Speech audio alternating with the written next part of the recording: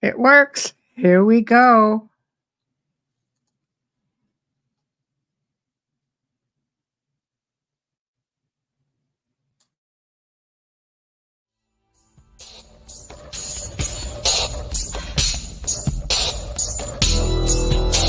Welcome to the Outer Realm with Michelle Desrochers and Amelia Pisano. Airing live on the United Public Radio Network, 105.3 FM in New Orleans.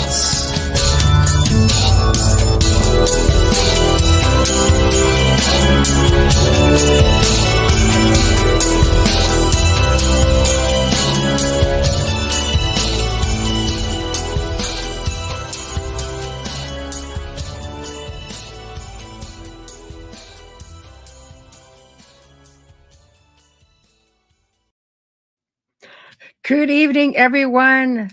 Thank you. No issues. The soundboard has been ridiculous, and shows have been having a hard time going live, not just with us, but anyone who uses this platform. So, officially, welcome to the Outer Realm. We are broadcasting live on the United Public Radio Network, UFO Paranormal Radio Network, 105.3 and 107.7 FM from New Orleans. We are fully sponsored by the amazing people over at Folgers Coffee who have been a part of our journey since the beginning. So thank you, Folgers. We couldn't do it without you, nor would we want to. Also, big thank you to Dr. Snick, the sonic surgeon, aka Justin Sticker, for his contribution of his voice, his time, and his music for the intro that you just heard. He's an award-winning composer of Halloween horror, sci-fi, and dark wave electronic music, which can be found on all of your favorite music streaming platforms. Also, big thank you to Steve McGinnis, the artist behind the banners and logos here at the show. Check him out on Facebook and Instagram. Also specializes in the horror genre, but does commission pieces of any sort. So tonight we welcome back Jack Roth. Yeah, you notice, guys, that I put up his last segment on his second film that we covered last or the last time he was on. But this one here is a real doozy.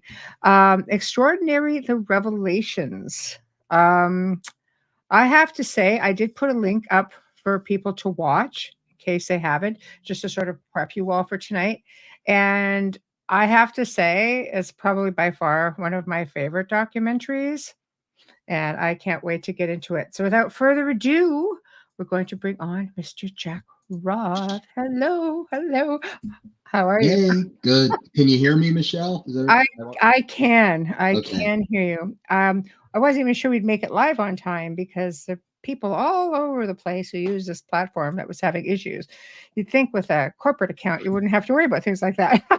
Apparently you do. But we went off without a hitch. Here you are. We hear you, and it's great. And Amelia's under the weather, just like ah. Oh no. I know she's having a rough go of it. So we're sending her love and light and well wishes and all of that. And, hopefully she's able to listen in. So I've watched the show again, and I love the show. I love the show. It is so well done. You left nothing out, no stone unturned. For those of us who are in the field and who go back to ancient origins and all the way through, I watched it for my first time originally, and I thought, it's going to leave something out. Not everybody gets everything, but you got everything. Yeah, it's kind of we kind of approached Extraordinary as a trilogy.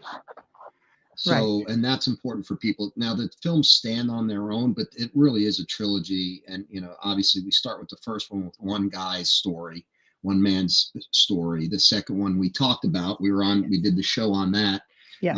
the unexplained pregnancies and it more than hinted at the fact that there are hybridization programs occurring, Yes. which is fascinating in and of itself. But what in the third one, in the final one in the series, we really wanted to put it all together.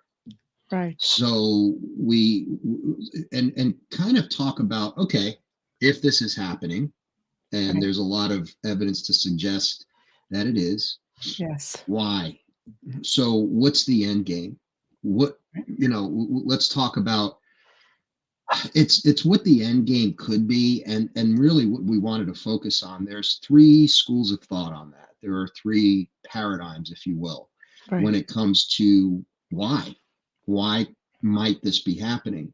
And it's not, some of it's not easy to listen to. So but the three, in just to share with your audience, it's the colonization kind of paradigm, school of thought, where it's Mm. not positive, it's not benevolent, it's more malevolent. It's about colonizing the planet, it's about replacing us with hybrids. And the main person we talked to about that was Dr. David Jacobs, who's done an extraordinary work in his career. Extraordinary. Yeah. And he was a John Mack, he worked with John Mack, and it's amazing. Bud He's Hopkins, the and guy, right? oh, it's just amazing. But he was Yeah. honest. I mean, he was brutally honest. And he Oh, says, yeah. I have to tell you, as a PhD, based on my research, I don't think it's good, which is totally understandable. So, but we wanted to, our job was to share these paradigms. So we have that one. And then we have the ascension paradigm, which is basically the opposite of that. It's benevolent, it's positive, it's, they're helping us to uh, go to our next level of evolution, Hmm. right? Whether it's through these hybridization programs, or they're helping us, and these are benevolent species of ETs that are doing it.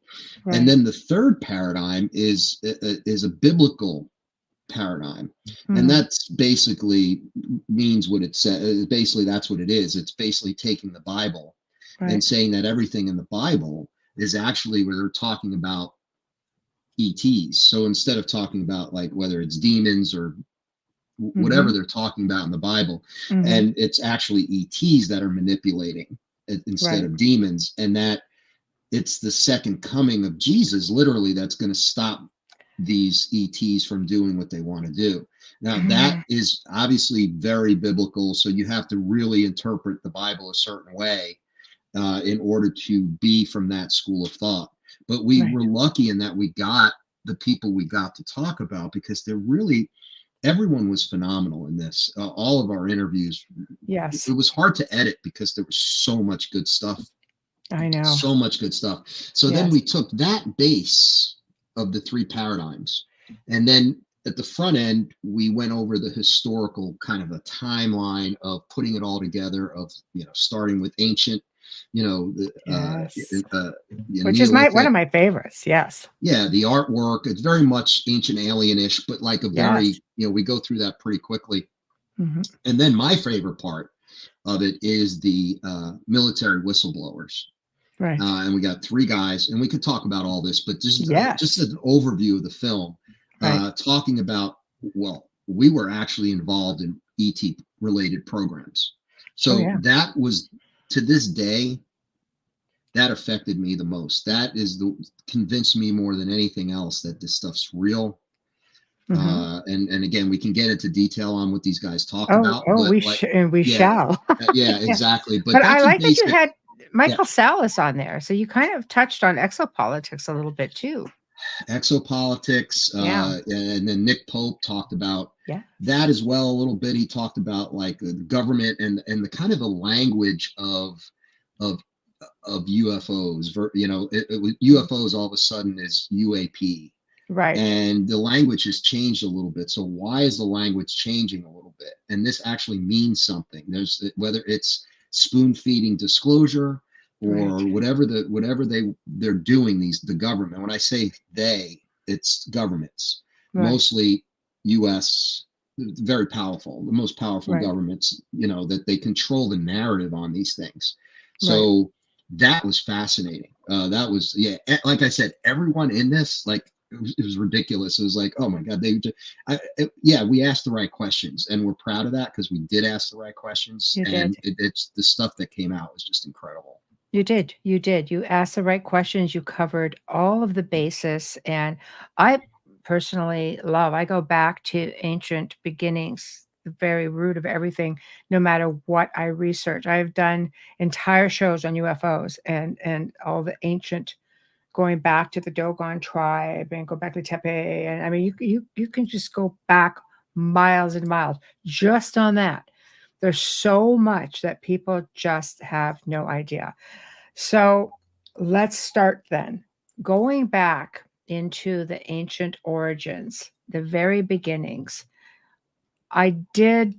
I do agree. You have all of these ancient cultures with a crazy amount of oral history because it's all they had.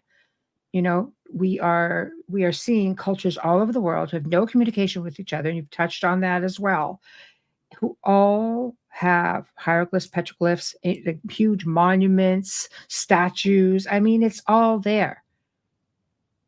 What's your take? Yeah, and listen, it's you got to be careful.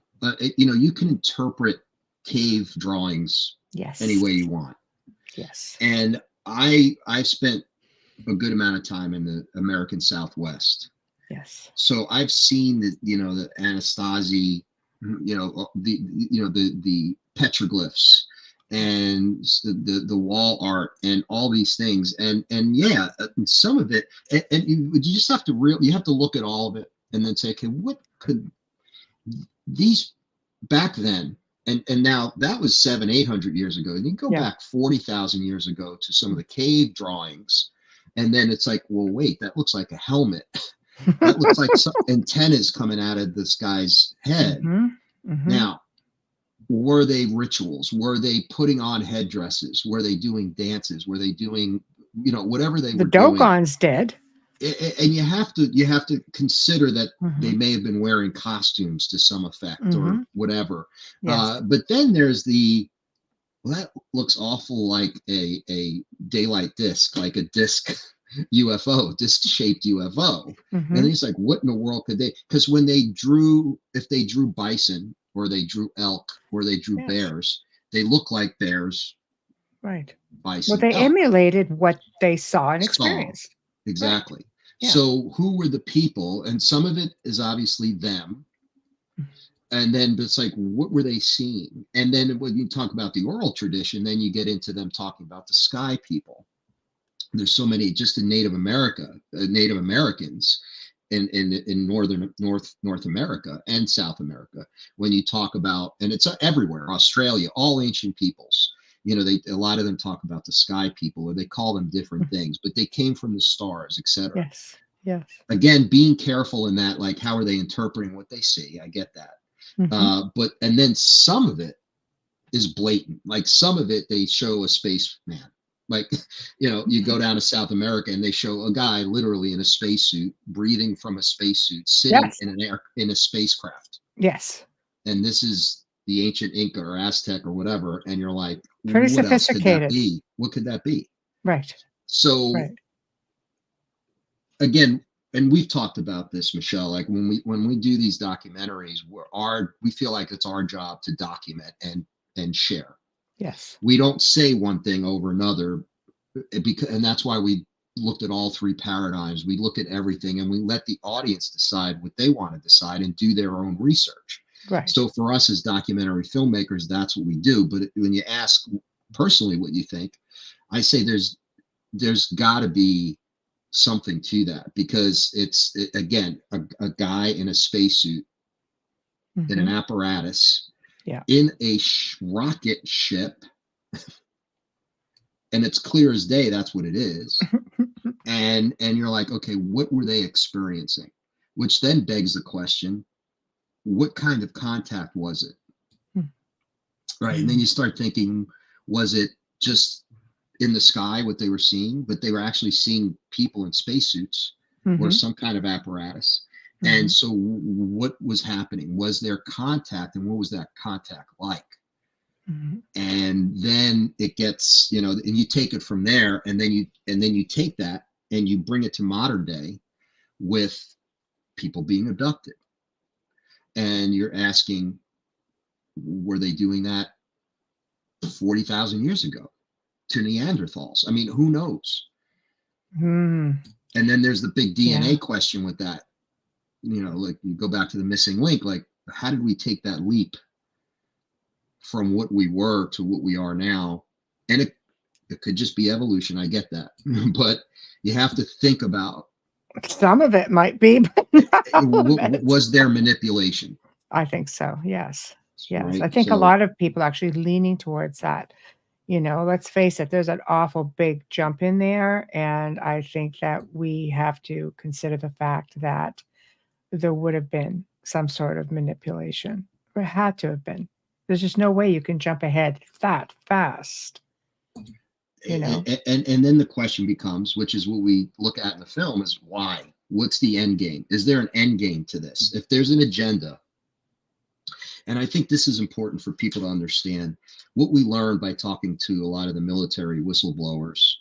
All right, these are guys that are military, and they were part of certain programs that involved ET communication in one way, shape, or form. So after years of remaining silent, they finally come out when they're older, much older. Clifford Stone is an amazing example of that. And he passed away after we made the film, and we cherished that time we had with him, that day we had with him at Roswell, because that's where we interviewed him. But it was so emotional, because here's a guy who's been through everything and is an ex-military Vietnam guy, and he's crying, telling us the emotional toll it took on him to keep quiet. And he was part of a crash retrieval team. And he would go to these sites. They were the first ones there, and they see the crash, and he saw ET bodies. Right. I mean, no reason for this guy to lie. No reason for this guy to make it up. When you're looking at someone in the same room and you're talking to them, and you see their face, and he's telling the truth. And then you're like, wow. Wow. Well, he's putting himself out there as well. Why would somebody want to put themselves out there in the public? In his position. There are some people that do want to give all kinds of misinformation. Project Blue, like Bluebeam. Let's wait for that. But years ahead or months ahead. But I think when you have people like him, it's a matter of they're putting themselves out there, taking a chance on being ridiculed, ruining whatever reputation that they have. They take a lot of risks, because a lot of whistleblowers have ended up deceased, shall we say, missing, and if at the very least discredited, like severely, having everything about their life discredited. Right. Nothing good's going to come of it. It's not like they're going to make a ton of money. That just never happens. Ever happens. And it's usually the ridicule, and their lives are destroyed.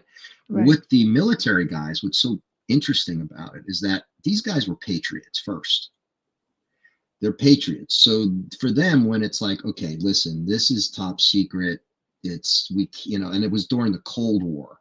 So for them, it was like, yeah, we agree. We're not going to talk about this, because it could be detrimental to the United States if we talk about these programs. Because again, they're patriots first. So they sign these non-disclosure, whatever they sign, right? And it's usually, listen, if you ever talk about this, you're going to be in prison or worse. So they don't. But as they get older, they realize the psychological toll it's taken on them and their peers and some of the good friends who were involved in these programs. And they realize that people deserve to know what's really going on. Why is it only a few people that are privileged enough to know about it? That's ridiculous. And they get angry about it, and they're getting older. They know they're not going to be around much longer. And then they open up and they talk about it. And that's when you get the information is just incredible that you get from these men and women who are in the military. Well, because they were so strict about not being able to talk about it. You can go back to stories that go back to the 1700s, with like document storied, 1800s, right in, the United States, even everywhere. But I think there are, World War I pilots and World War II pilots who have stories, and they are giving deathbed confessions because they don't want to take it. They don't want to take it to the grave. They're like, I'm just going to put it out there now. So I don't know, something's going on. I mean, we all know the Nazis were ahead of the game with that, and we all know a lot of those scientists ended up in the United States after the fact. So I think they were doing some sort of back engineering from very early on, or even not so much back engineering, but they had the plans to do it because of these scientists. So, when did it all change? Well, I mean, you have the ancient people who are very accepting of working with, you know, star people and very accepting of it. They talked about it. They coexisted together and it showed that they could coexist. I mean, there are statues out there in Peru. There's a statue of a big reptilian who helped an entire community during some cataclysm, brought them underground, fed them, educated them, and they there's a statue to this being. The Hopi who talk about the ant people who helped their people. Like it can be done. When did it change that all of a sudden, no, you're not allowed to know about this now? Right. Power and control. Yeah. So, way back, people were more in touch Mhm. with their spiritual side. And Right. certainly anything to do with the cosmos is spiritual because Yes. even though they're sentient beings, different races of whatever Mhm. they are, they can be more advanced. Oh yeah. They can even be higher vibrational.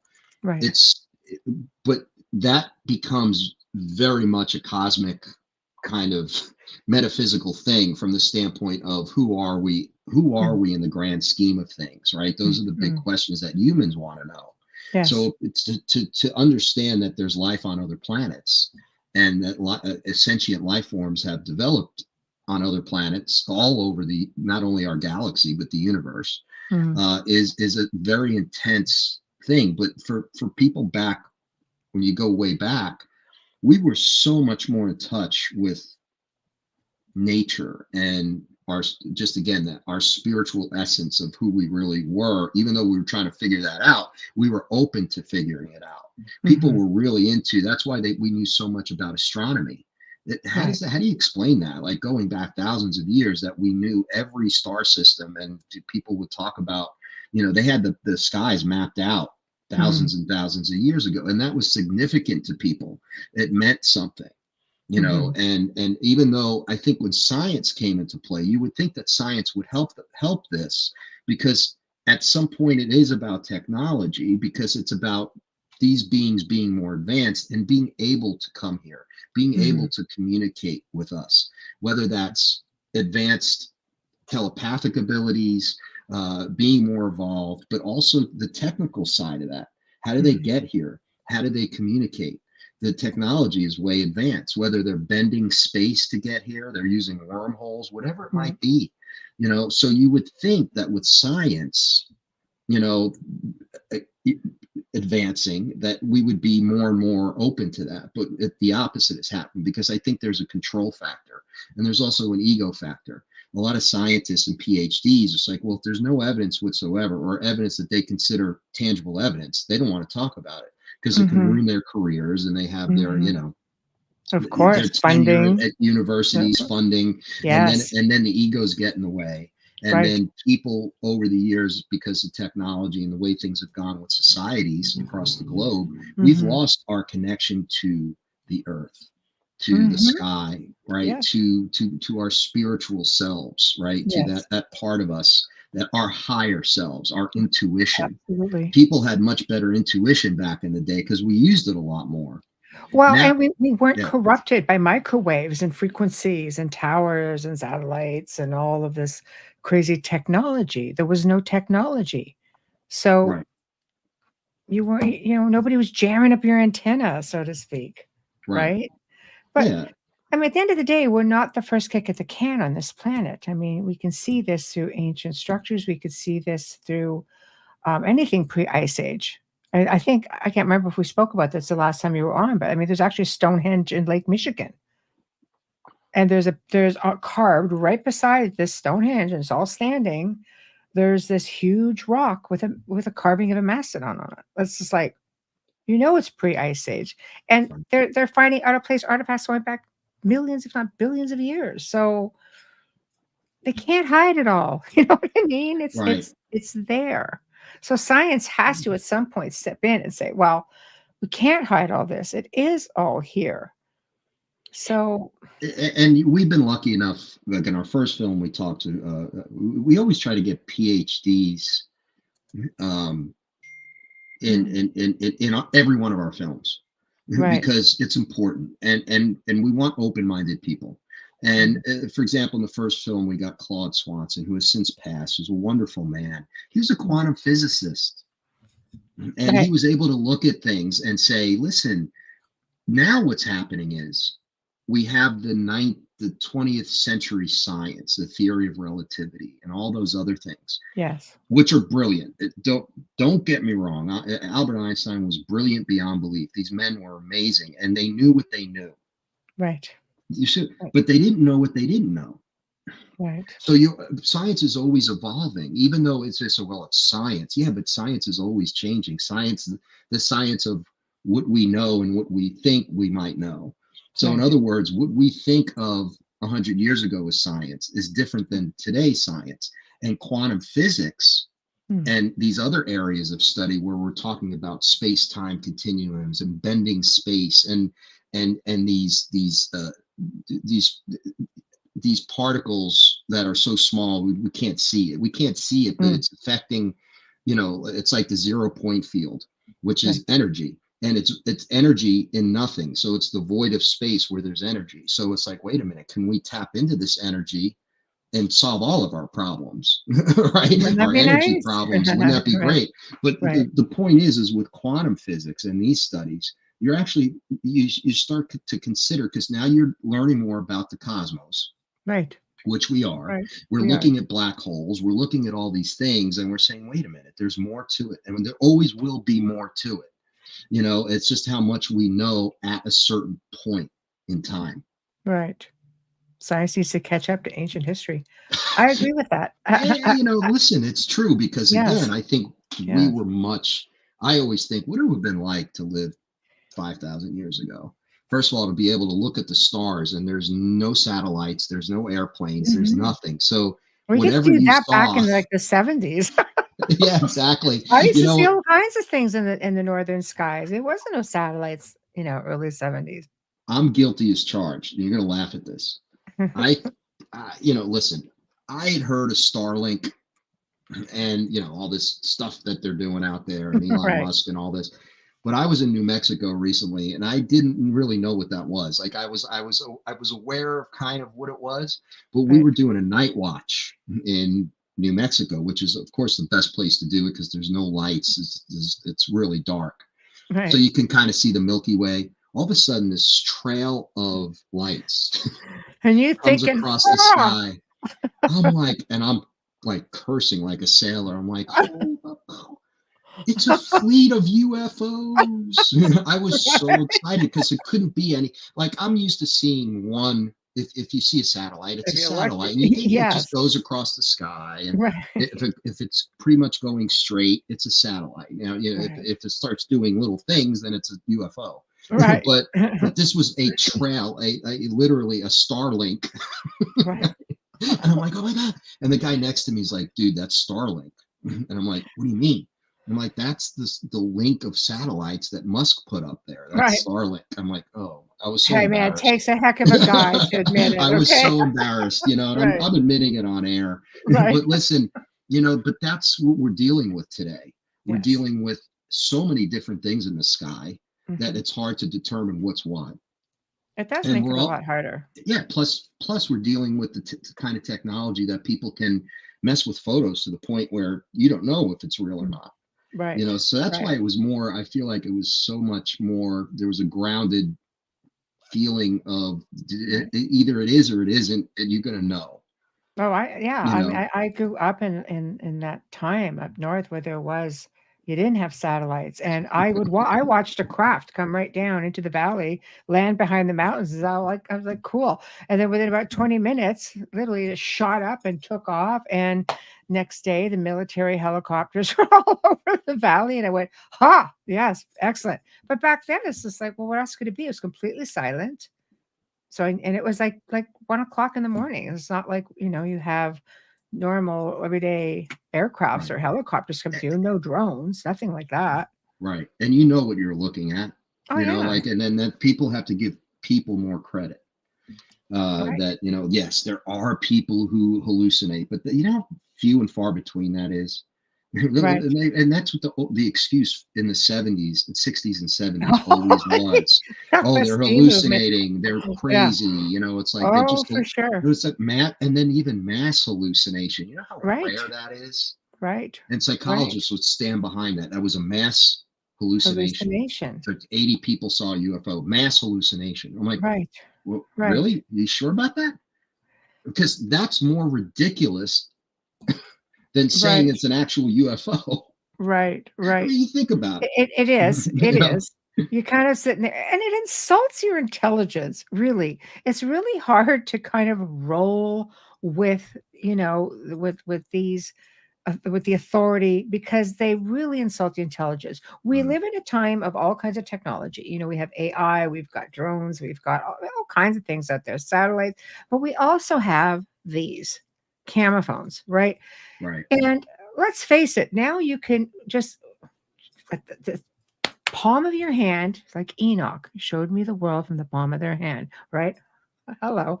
But we have it in the palm of our hand, and we could just snap photos. We can record, audio record. They're like mini computers. This freaking phone has more, like I got a terabyte in my phone, and I have half of that in my freaking brand new Mac. It's like, so I can get a lot of stuff in this phone. And that's the Right. point I'm trying to make. It's hard now to say to people, you didn't see anything, because yes, we saw something. Right. Was it legit or not? Who knows? But it's something. It's always changed. The swamp gas was a big one for a long time. The swamp Now, gas. swamp gas does exist. Yeah, We know swamp gas that's exists. I've right. seen swamp gas, Right. and it Right. doesn't look like a UFO. No. But No, like, no. but this was that's the agenda. Like, so you could talk about the ET agenda Right. and which one it is. And again, we can get more into that. But you Yes. also have to talk about government agendas, political Oh, agendas. absolutely. Yeah. And that's when the government's like, they decided in the 1940s that maybe it was because of national security. There was two reasons: national security, and they didn't think that the masses could handle anything, that Right. we were dumb idiots and they were superior. So it's that elitist mentality of people in power. We're Right. better than them, so we better keep it from them because they're going to run naked in the streets if they find out about this. It'll just Right. be chaos. Right. Of course, there's always going to be some people that don't handle it very well, but for the most part, I think people would handle it quite well, Right. and especially nowadays. I think people it's almost like now people don't care. Like they really literally are like, yeah, there's life on other planets, and they don't think about it anymore. Right. Like it's like, yeah, We're all probably good. Yeah. true, but it's Kumbaya. not. Yeah, Right. right, exactly. So Right. that's the Right. problem we have now is people just are too preoccupied with distraction, Mhm. which is government. You better believe that's a real thing that they're doing. It's Yes. not just Yes. that's on purpose. 100%. All right. And then 100%. we're just trying to make a decent salary and feed our kids and have a Yes. house that we can afford and not worry about craziness that's going on in the world. But who has time to think about ETs? But there'll always be us. Well, Right. because we're free thinkers and we're also incredibly Yeah. like, why, Right. what, why? There'll Right. always be people like that. Thank God. Yes. So anyway, I tend to ramble, but these are great conversations to have, Michelle. They really are. And Yes. that's the reason we made these films. We made these films so people would sit there afterwards and talk, Right. period. You could Right. sit there and say, these guys are full of it. This movie stinks. Except we haven't had much of it, thank God, because the movies, whether you believe in some of the things that are included in the films, Mhm. whether or not you believe it, they're still good films. Like we wanted to make good films. So it's a question of whether or not people are willing to open their minds and say, what if? What if? That's always our mantra. What if? Mhm.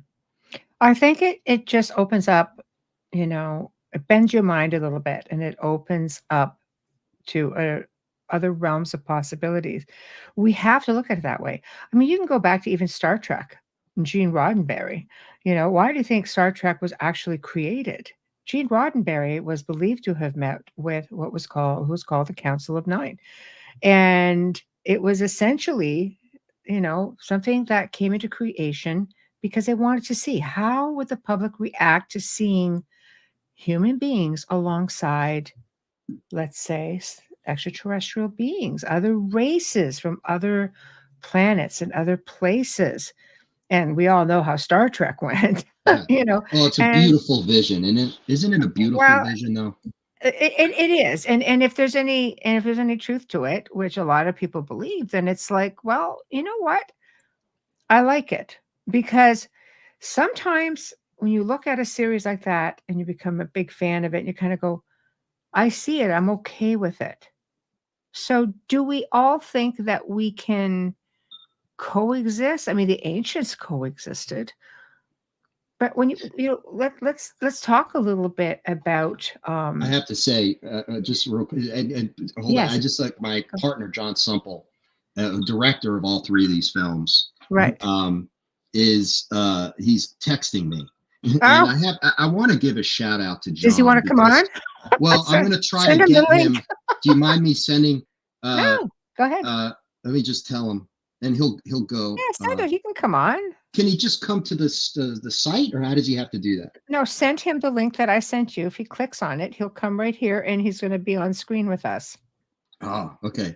You don't mind me doing that real No, quick? I don't mind. Okay. I don't Because mind. I have to say, we're partners for a long time. Yeah, yeah. And John directed these. And I have to, like we always go over story. We develop the stories, we find the stories together. We're the creative team in this. Right. Along with Lori Wagner on these three films. She was phenomenal. She just knows so many people in that realm that Right. she helped phenomenally. She's a great producer. Right. But John, you can interview all these people and then have 100 hours or 70 hours of interviews that are every second of them is great. Right. It takes that director's mind to be able to piece it all It together does. and make 130 to 145-minute film that really is Yes. cohesive and is compelling. And John does that. And he spends hours and hours in the editing room Right. doing They it. weave the magic. They Yeah. do. And I want to just give him a shout out because he's Yes. amazing. Let me just do this. And I thank you for bearing with me. Yeah, So just I'm going just to, forward the email, tell him to check it out, click on the link, he'll come right here into the studio. okay. Yeah, tell him, just say go to your email, click on the link. It's video. It's So, yes. Yeah, that might be, he's in Laos right now. Laos, okay. he's in Southeast Asia, but it's like 9:45 in the morning there. So Oh, it's all he'll good. be fine. Yeah, he'll be good. So go ahead. I'll type in. I'm going to send him the link. Yeah. But you were going to say something. I'm so sorry, but I just thought I'd give John. No, I'm Yeah. really I'm all for it. I mean, it's a party, more the merrier, So, no, I think it takes a lot. It takes a lot to put together this sort of a film because you do have to hit every aspect. You're not going to please everyone. I think if people, like I'm definitely interested in Dr. Jacobs because I appreciate his perspective on it because he's listening to a lot of people who've had really horrific experiences or they're saying the same thing. His idea of how people figure they all have jobs. We're here because we have jobs. I'm an experiencer and I know I have a job. It's a little bit different than what he's coming up with. I think we all know as experiencers what we have to do. But the fact that he says, well, crowd control, I have to say that threw me. It's like, why? Why crowd control? Out of all the cool things that he's sent here to do, because we all want to think, we're all here to do these fantastic things, but crowd control. Some people would think crowd control because you're taken over, or us enlightened people might think crowd control because some people are just going to see a craft come down, and lose their minds. So Yeah, and like what you said though, you're never going to make everyone happy, which is why we don't take a stance, which is right, why we presented the three paradigms. You're going to believe, you might not believe in any of the paradigms because right, you might not believe ETs are real. right, So if that's the case, then you can't get to D if you don't even believe A. right, So what hybrid experiments? There's no one getting right, abducted. But if you are at that point where you see this is happening and you see it as a possibility, then you logically are going to ask why. What's the right, end game? What's the agenda? Two of the three paradigms aren't delightful by any means. right, And right, that's why when you say David Jacobs, he has courage, that guy. right, Because what he's saying is I've regressed over 1,000 people. And the story for the most part is always the same. They're not having pleasant experiences when they're being abducted. right, They're first of all, they're being abducted against their will. And only over time are some abductees come to terms with it and they see it more in a positive light. right. Now, I get he's coming from, these people are telling me this. And he's a PhD. Yeah, PhD, he's an academic. Okay. And what ends up happening is you have your body of work for your life, for your career. Right. And whether you're John Mack or, Bud Hopkins, whoever you might be. And this is what you've determined based on that, right? Is that, it's not all that great. Right. What from a personal standpoint, when you consider all three options, one thing we do have learned, and we learned this from Clifford Stone, we've learned this from Dan Sherman, Lynn Buchanan, all the ex-military guys. There are more than one race Right. of ETs that's been communicating with us and Right. doing whatever contact they have with Absolutely. us. There's more than one. Absolutely. That's critical to understanding this because everyone has a different agenda. Hmm. So what you have to realize, and this is what I believe, is that there's good and bad, that it's Right. both. Right. So you have some who Balance. are like, well, we want to colonize, and people talk about the bad, quote unquote, bad reptilians Right. when they talk about that. And That's you. what in the world was that? I don't know. That's So, not me. wow, that was weird. It might have been a reptilian. So anyway, so there's a faction, and many people feel this way. There's a faction of reptilians who are bad. There's also Right. a faction who are really good. But the faction that's bad is just it's ego and really, really negative energy. Right. And all they want to do is control. It's all about control. They want to control us. They want to control the entire galaxy, right? They just want to control everyone.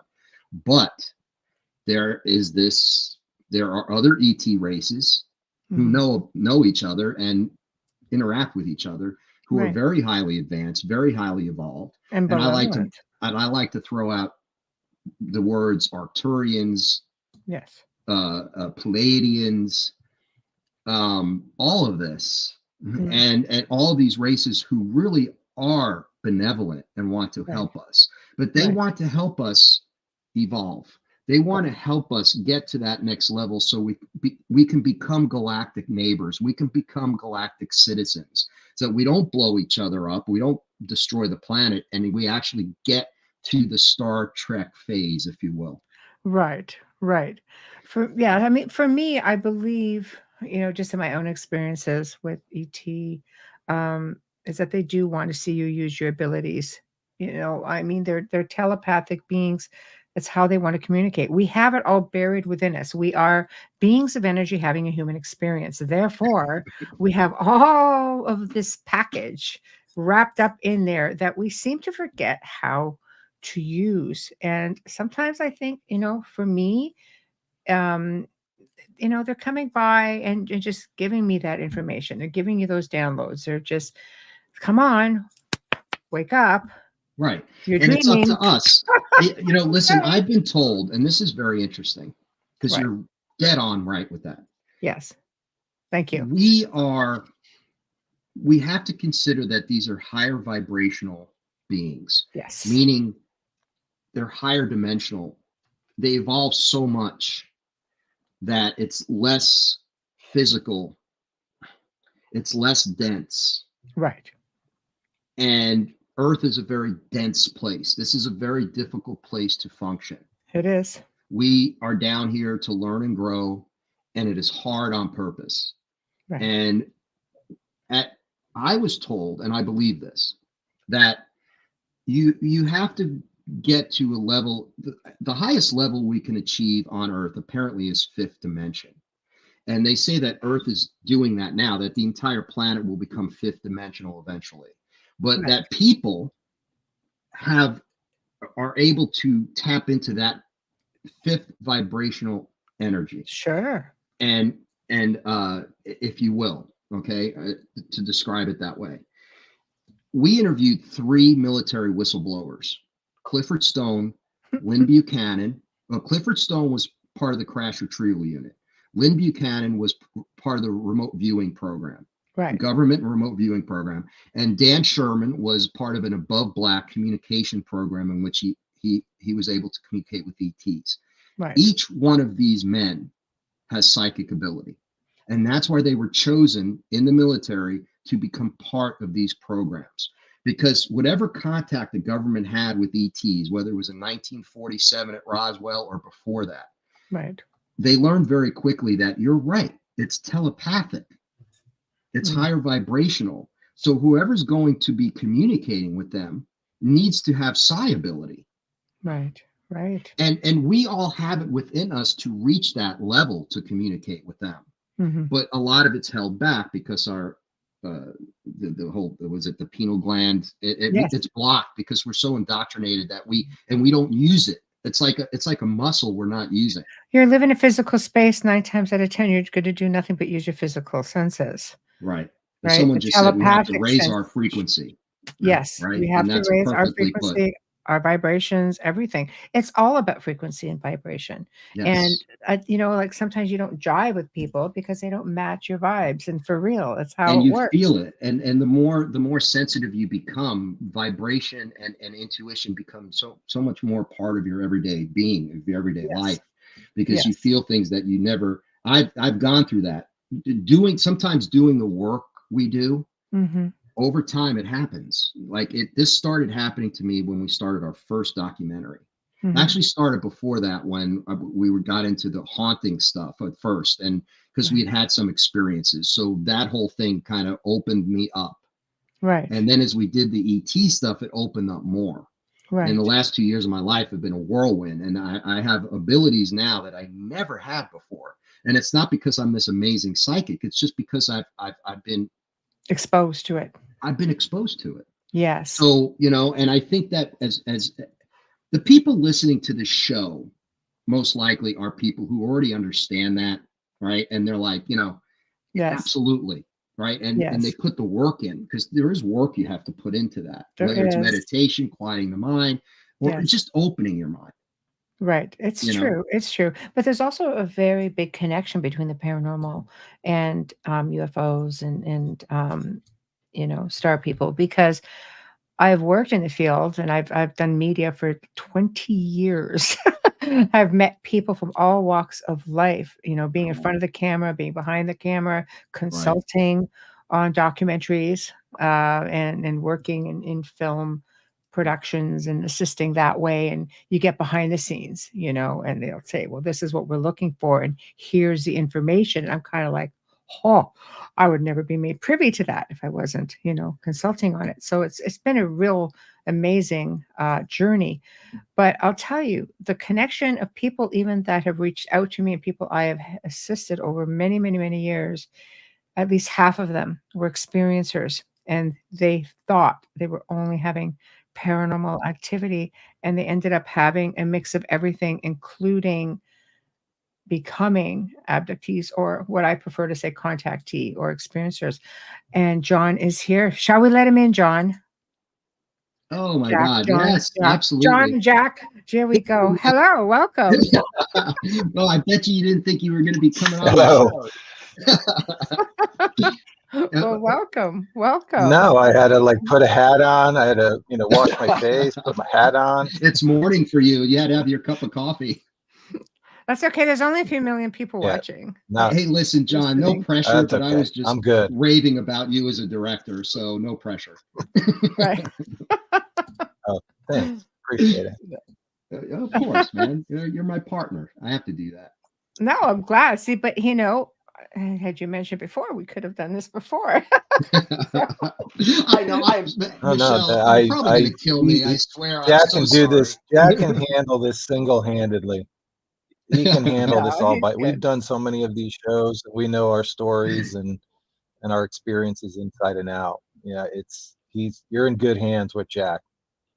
Oh, without a doubt. But 2 for 1 is awesome. One of the things that Michelle, that John could talk about, because we were talking about Clifford, and we were talking about the 3 ex-military guys: Dan Sherman, Lynn Buchanan, Clifford Stone, Dan Sherman. And we were just talking about how all of them were chosen to do the things they did because they had psi ability, and they worked on that. But the military chose them to be in these programs because they were able to access that higher vibrational whatever they needed to communicate, so to speak. That was a fascinating thing for us. Mm-hmm. Yeah. Well, And yeah. Yeah, I Expand think what on was that. most fascinating about it is, none of them kind of knew that they were predestined to do this. They all kind of learned during their life journey as they got older. But apparently, all 3 of them had been kind of selected at a very early age and identified to go through this process, especially Clifford and Dan in particular. But as you uncover, one of the most fascinating things about working with people like that is that their humbleness. There's this why me attitude. They're not guns a-blazing type of people. Very, very humble. Very, very humble. Yeah. Good Right. men, really good men. So when you say Clifford was chosen, then they would yeah, have been experiencers themselves then before getting into their career path, do you think? quite possibly. And one thing we did learn in the second film, Yeah. more than any of them, is that there's it's a generational thing. It tends to be, and some of it is Yes. military. So Oh, yeah. it's military families, and it's all of a sudden we learn, oh, my mom and dad were abducted. They were both in the military. Like, what? Oh yeah, my grandfather had an experience, and he was in the military. And like, that's not a coincidence. So is it safe to say though, because we know that there's a lot of um MyLab, like government interference or military interference with contactees, probably because of the fact that they want to know. Like if you're a contactee, they want to know what you experienced. They want to know everything about what you experienced. So, do you think some of these military families are getting a bit of both? What? Say that again. So, what would the military families? Heather. I'm not quite sure what you asked. I'm sorry. No, well, a lot of contactees from military, who have military families or backgrounds. Oh, I think we have a bit of a time thing there. They also end up becoming MyLab military abductees as well. And I'm wondering in this case if they were experiencing both, Yeah, and like the guys you interviewed. that really confused us because Okay. you're looking at one thing, and then people are telling you now in the military and some of these military people that it was my lab. And then I'm like, what do you mean? And they're like, well, it was actually the government that was abducting me. Right. But then a lot of them would talk about how they saw men in uniform and ETs looking over them. Right. So when I think about that, logic says that the government is involved in some of these programs, working with certain ET races. Right. So right. if you have a mantis creature or a reptilian or whoever it is doing stuff on you with the little grays as well doing their stuff, and then in the background you see 2 guys in military uniform, watching, Mhm. well, Right. you know, it's It's a bit unsettling. self-explanatory. Yeah, it's But a bit unsettling. it's unsettling because again, it's like, what are we to our government? What are we? Are we just peons? Are we just pieces on a chessboard, on a Mm. checkerboard? Are Yes. we just the dumb masses and they're Yeah. elitists, right? And so if they're elitists, they're like, we're better. We're the ones. We're going to run everything. We're going to It's on a control need to everything. know basis. We apparently don't Right. need to know. We don't need Seriously. to know. And that's Right. what insults, like you mentioned earlier, that's what insults our intelligence. That's why Mm. I'm like, John, we need to make these films, you know, like, and again, the whole goal is to just get the information out there so people can have the information, then do their own research. And then the more and more people, there's that when you reach that certain paradigm of, you know, that you know, where all of a sudden more people are now believing than not believing, Mhm. right? Mhm. And you know, and that critical mass, and then all of a sudden we don't know if things will change. We don't know what kind of a grip they have. But when you talk to, that's why it was interesting in the third film talking to people like Nick Pope and Salo, because they talked about that, and they Yeah. talked about why is the language changing. And I was cool for me. John was blown away by that. John was like, "Whoa, like that was so cool what Nick Pope said." And then we realized after looking back, right, John, like was like, that was really, really important what he just said. Right. Yeah, yeah. Yeah. What are your thoughts on that, John? Well, I think when we were talking with Nick, what was so enlightening was the fact that he kind of turned the conversation away from the kind of the ufology side of it and more toward the language, how things were being uh, per, performed by the government and presented by the government. And he said it wasn't just in the UK. He says because you have to pay attention to the words that they are using and then also the words that they're not using. And he was even saying is how, you know, the whole idea of changing UA from UFO to UAP, because UFO has some negative connotations to it.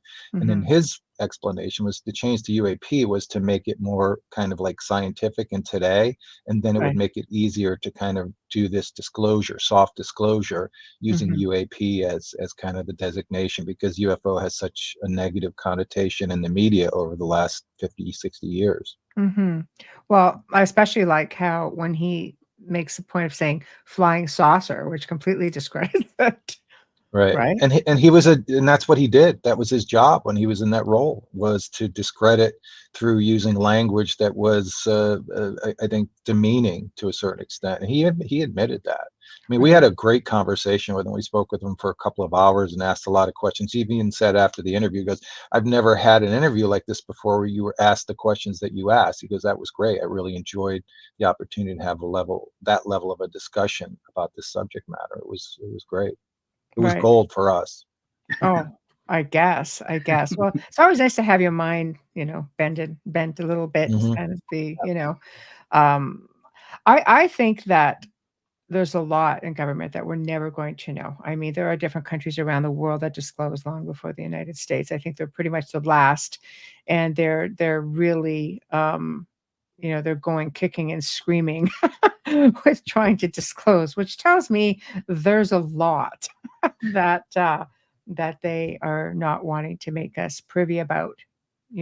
I always go back to the Jackie Gleason story, Mm, Right. great right? story. Yeah. It Would have is. loved to have validated that, like actually talked to Jackie Gleason before he passed. Or that's such a great story, but like I feel Yes. like, oh, we'll never really know, you know, like I because I want to know. I know. Like know. that's one of the things I would love to know for a fact, yes or no. Yeah, But because here you have this big guy who's just well known, like it was like the celebrity of his time, and he's basically just cried yeah, because of humanity and everything we don't know and things that are going on. So how much more did he know that he wasn't saying? right. And Right. one of the things we learned through all three films, but certainly the last film, is that this idea that when you think about the government cover up of UFOs, ETs, UAVs, Mhm. whatever you want to call them, you have to consider a couple things and just to be objective about it. So in 1947 or whenever it was, there was a decision made to cover it up. Right. And it could have happened right in the middle of Roswell, because at the beginning of Roswell, they were saying, oh, yeah, it's a crashed UFO. And then, boom, the military decided they were going to make it a weather balloon. So this was in the actual papers. They changed everything. Whoops, it was a weather thingy. It was a balloon with whatever. And with these mannequins. So it was ridiculous. Like, right, it was the most absurd thing. So, but at that point, very powerful people decided, again, whether for it was probably national security and the fact they didn't think we can handle it. Some of these elitist attitudes, they made that decision. So once that happens, and then in the 40s and the 50s and the 60s and the 70s and the 80s, when you're basically crucifying anyone who says they see a UFO, you're calling it swamp gas, mass hallucinations, things we talked about earlier, right? Like the most ridiculous explanations. And you're dumbing down your entire citizenry, and you're threatening people, and most likely have disappeared some people and done some very horrible things to people. Now they're in a corner, right? So now they paint themselves into this corner where even if they want to disclose and just get it off their chest, they can't, because then they have to explain what's happened the last 70 years. And that's not going to be easy. Someone needs to be held accountable for this. Exactly. And they could probably say, well, it was the 1940s guys. They're all dead. Right.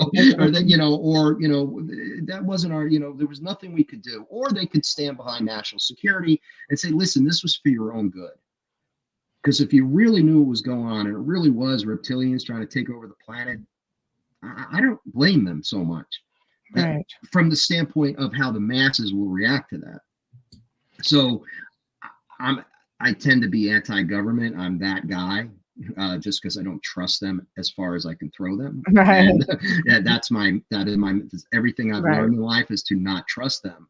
But at the same time, if this is so mind-blowing and so dangerous, then maybe there's nothing they can do. Or maybe they're not the ones making the decisions. Well, then it brings me to this question by Kathy. Why don't the ETs tell or ask the government to disclose everything? Logical. Yeah, John, you have to understand, John and I would make these things, but like we have 4-hour conversations about this stuff. And those are the things we talk about. I'm like, what are the ETs? What are they waiting for? Are they just like, we need to, is it Star Trek, the Prime Directive, where it's like, we got to stay out of this? Okay. So as per your jam session about it, what's both your takes on it? Yeah, John, you answer first. Well, I think there's, when you go back to when this all started back in the Roswell, and even prior to that in Mount Rainier, the fear was they didn't know who this was initially. So there was national security issues. Is this Russia? What does Russia have? Is this Germany? Who has the upper hand here? Yes. There was concern about that. And I think even to this day, there's a little bit of that. And even some of the development of technology, military technology, is, well, it's under wraps, and therefore we don't want to let you know about it, which is becoming more and more the explanation of sightings today, is that, well, it's, something that we've been developing. I saw an article not too long ago that Australia and the US now have this underwater drone, this technology that obviously has been in development for a long time. Therefore, there probably was some sightings of this technology, and people didn't know what it was, and therefore thought it was something out of this world. So I think there's some explanation that can be with some of this, but the big unknown, to me, is that when you have people who are either in the military or airline pilots or people of professional services who see these things and witness these things, and they come out and say they don't know what it is, that the government can come out and, like they did earlier this year, late last year, and say, oh yeah, it's all nonsense. So you're insulting our intelligence when it comes to something like that. So I think the big unknown in the way that we've kind of presented this is that, there's so much information out there. You have to go and find the information that either speaks to you, resonates with you, stirs you up, and then you have to go on the journey of self-discovery and find out for yourself what resonates with you. And then you kind of take a tack with us, we didn't want to go out and prove anything. We didn't say, let's take this and go on this journey to prove this yes or no. It was more a matter of, this information's out there, therefore let's present it in a way that is engaging, entertaining to a certain extent, and enlightening, and let people then go on their own journeys. You cannot cover this subject in a 90-minute, hour and 45-minute documentary. You We did did 3. great, though. Just scratch the surface. Yeah, we did Just 3, scratch the surface. but scratch the surface, because then there's so many more questions. I agree. I Yeah, agree with yeah. John. I think that it's if we tend to look at things very black and white, and as individuals, we get very insulted when people try to insult our intelligence, or if we feel that they're insulting our intelligence, right? Mm-hmm. And if we're free thinkers and we're critical thinkers, we really get upset about that. So that's what all these people, that's what we do, right? So but there's shades of gray. Like, I've really thought hard about it, and I said, do I want to know? I do, because it's my curiosity, but do I want to know that the reptilians are trying to take over this planet? That would probably not make me feel good. I would lose a lot of sleep over that. And here's part of the problem. I think the government can't control. They're not in control. They're in control of what they're in control of. And I think that they made agreements, whether it was 19 Eisenhower or before or whenever, with some of these races, ET races, and it was the Cold War, and humans, it's like, okay, we got to know more than the Russians. And so if you give us technology that so we can win the Cold War, you can take a percentage of our population and do experiments on them, including cows.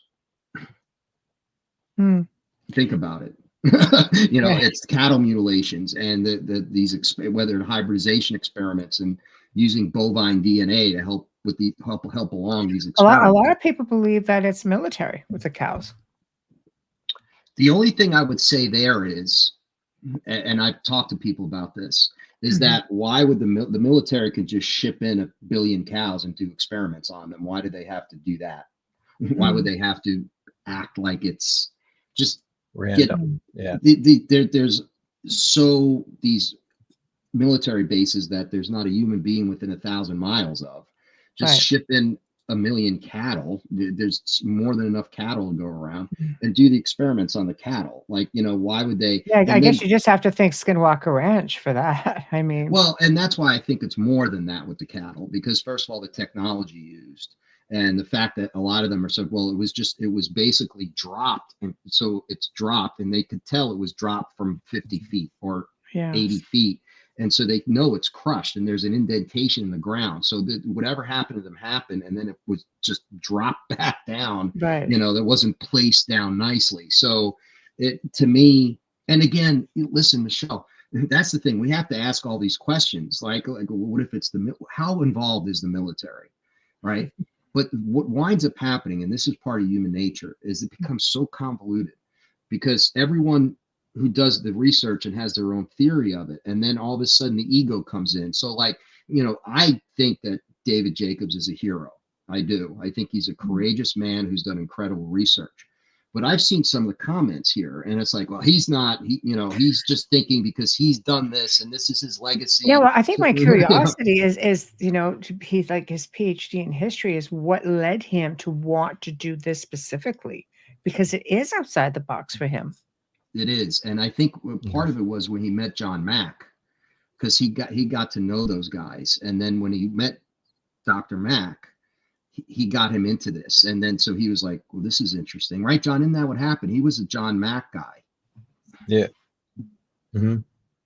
So yeah, and also Bud, he also learned from Bud too, the techniques. So he kind of picked up the torch from that and kind of went with, and in situation and having those conversations with him too, you kind of get the impression that this wasn't his life mission to do this. It's almost kind of like he was, selected, not selected in the sense that somebody from above did it, but it just was like he was pointed in a direction in his life, and once he started to go down it, he had to be true to himself and continue the work that he had started. So very unique. He's a brilliant man. We had the pleasure and luxury of spending time with him, and Right. numerous phone calls, and then in the interview that we did with him. And he's convinced. And what was great about the little things that happen when you're filming a documentary. So we filmed that segment with him in his home outside of Philadelphia. And when we were done with the interview, because during the course of conversation, he talked about that he has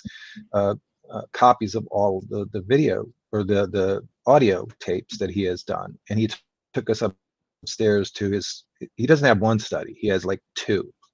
And they're Right. massive, and they're filled with books, and I mean, just massive, 2 rooms filled with all of this archival information that he's documented over the years. And he takes us to this closet and opens the door, and there's just this boxes upon boxes of audio cassettes, the micro audio cassettes of what he's done. And he said, I've got everything, it's all right here. He said that my work is, and he said, I don't know what to do with all this stuff. He says, I'm reaching the end of my time, and I don't know what I'm going to do with all this information. So I hope at some point that information is available for other researchers to evaluate, because it's And he was, important work. wasn't he also one of, yeah, go ahead. Go ahead. I think, wasn't he also, I think he said this, he was saying, like, do you think that I would be as cranky and grumpy as I am if I didn't know this? Like, I don't want to know this. Right. I'd be a Right. much happier, Right. less grumpy person Right. if I didn't know Yeah. this. You know? Right. And I think that's one of the themes that we've seen through most of the interviews that we've done, both with people who have been abducted or have touched abductees in some way, shape, or form, that they never would have chosen this. If someone had told them when they were in their formative career years that this would be their life journey for the next 30 years, would they choose it? They would say absolutely not. They wouldn't want it. They wouldn't want it to, as an abductee. They wouldn't want it as a historian. We've talked with several different people who have spent their lives documenting and basically for the public record, and said, I make no money doing this. And I think that's a misconception by so many people who are quick to say, oh, those UFO people are nuts and all they want is out to make a buck. Nobody makes money. Nobody makes money doing But this. it's There not might really be a about few. that either, right? It's not really about but that that's either. that's the quick, I think, reflex action for Yeah. a lot of people, is that they're in it for the money, and it just is not true. Right. Right. No, I think, I mean, from an experience or contactee standpoint, we were talking about that before you come on, how David says, well, people come in with knowing that there's some kind of a job. Like, I know what my job is already. And when he came out with, most of everybody says it's crowd control. I'm like, I did not see that coming. Yeah. I really did not see that coming. So why crowd control? Why is this the most popular, in his opinion, from all the people that he has spoken to? Why crowd control? Because we all want to think we're doing something glorious Right. for the planet and mankind. Why crowd control? Well, I think the one thing about that's most fascinating is the fact that, like you said, why that? Why would that be the thing that becomes a common thread through multiple interviews? Right. Talk about out of left field concepts. You would, like you said, you would think it would be something more important, or something that was more specific to technology or advanced DNA, or anything that medical sciences. But it's ushering people in an evacuation of the planet, or moving them off planet through what? That's just crazy. But if that's the thread, I think that's what he was saying, is that if you keep hearing the same things over and over, you have to give some credence to it. So, okay. So let me ask you this. He's making an assumption that maybe, they are integrating into our society, talking about hybrids, so we'll get to that in a moment. But why are we assuming that it is a takeover? What about cataclysm? And maybe they're actually coming to help, and humans will trust, on an average, other humans. So if they see there's a craft there, they're going to trust, like an everyday human, saying, okay, look, like, stuff's going down. We've got to get on this craft. I've been on it. You're safe. It's okay. Because, I mean, they're going to go kicking and screaming, some of these people, especially people of faith. They'd be like, hell to the no on that. Right. Right. I don't see it as being orderly. No, but that's part of the ascension now we're getting. So that's, again, is it for negative purposes where these hybrids are going to take control of the planet and we're going to become slaves, or we're going to be just eliminated? Or is it that these hybrids are going to help us either get off planet because there's something cataclysmic's going to happen, or just help us to take that next step in our evolution, which I tend to believe. Right. Because I just, and I'm not, but I also do believe there are some that are trying to do very nefarious things. But I think for the most part, these evolved, I say spiritually evolved, not just technologically evolved, ETs understand. They got past that part of themselves, right, to be able to become that advanced. And they're higher vibrational, not lower vibrational. So we're dealing with higher and lower, and we're dealing with a lot of different life forms, I think. And it's just, we have to come to terms. And I don't think, again, I think that you're right. I think 5,000 years ago, or even 40,000 years ago, we were way more open to that. And we may have felt it more because our intuition, again, we were closer to that. We weren't so distracted. And I think that's the problem today, where people don't know. They're so big. I know so many people, and now that's part. John and I talk about this too. It's like, I think I'd be a happier person not knowing a lot of what I know, because there is something to be said for ignorance is bliss. I know so many people and family members and friends. Yeah. They just go about life, and it's I don't know what motivates them. It's usually about materialistic things. Sure. It's how much money I can make. How do I keep up with the Joneses? How do I keep up with the Kardashians? How do I keep up with Hollywood movie stars? But that's all distractions. All distractions. It's easier to be distracted. Yeah. One thing I want to interject into this too is that I've been fortunate for the last 6 years. My wife and I have been doing the digital nomad thing, and I've had a chance to travel around the world and experience different cultures. And have a chance to spend not just a couple of days or weeks at a place, but extended period of time, usually a month at a minimum, up to 3-6 months in some places. And most of the indigenous people in areas that are less developed and less culturally influenced still have a strong connection to their cultural roots. Yes. And they almost to every single place that we've been to in Central South America and in Southeast Asia, where there's this historical culture that's still vibrant and lives today, they still believe in the sky people. Almost every place that we've gone to, I've asked that question, and every single person that is a native of a specific culture has said, oh yeah, there's no hesitation, none. Right. Whether it may not be documented, but it is part of their spoken, the oral history that has been passed for generations and generation. And they don't even hesitate. They don't look at me funny. They're just kind of like, yeah. It's except, and had long conversations with a couple of people about their experiences as a result of that. That gave me the chills. That was so I know, cool. but I love that because this is what the ancient people were about. There was no fear up until and they still don't. Roswell. They don't. Right. Yeah. I know. Like, it's totally. And what does it say about us as a culture that I think we're so messed up? Yeah, I know viewers are, well, we're America. That's a whole other show. Yeah, but it's like it's so sad, isn't it?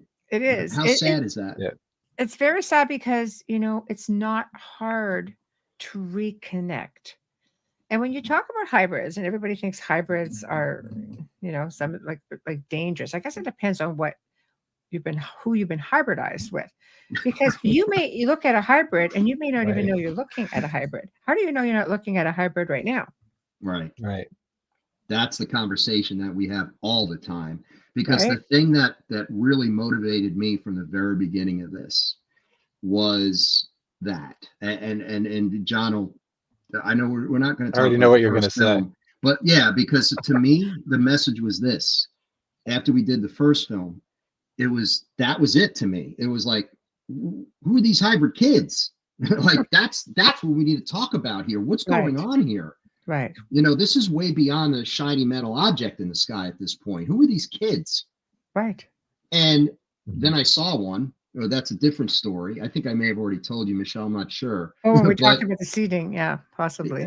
But tell it yeah. again for anybody Well, just no, listening. that was it was at the airport. I don't want to repeat myself, but John and I were like, listen. And while we were doing the first and second film, like, all this weird stuff was happening to us. And then there's no question I saw one. And again, I thought that I would be somehow. I still think there's going to come a day, and John and I have talked about doing a short film about this. The moment of that contact with a hybrid, where we get a tip from someone in the Nevada desert, right? And and they're like, she's here now. It's a real hybrid. Get over here. And then it's just the anticipation of being face to face with a hybrid child Mm-hmm. and talking to them. Right. That, to me, you want to talk about bucket list. Right. That Right. gives bucket Well, list a new meaning.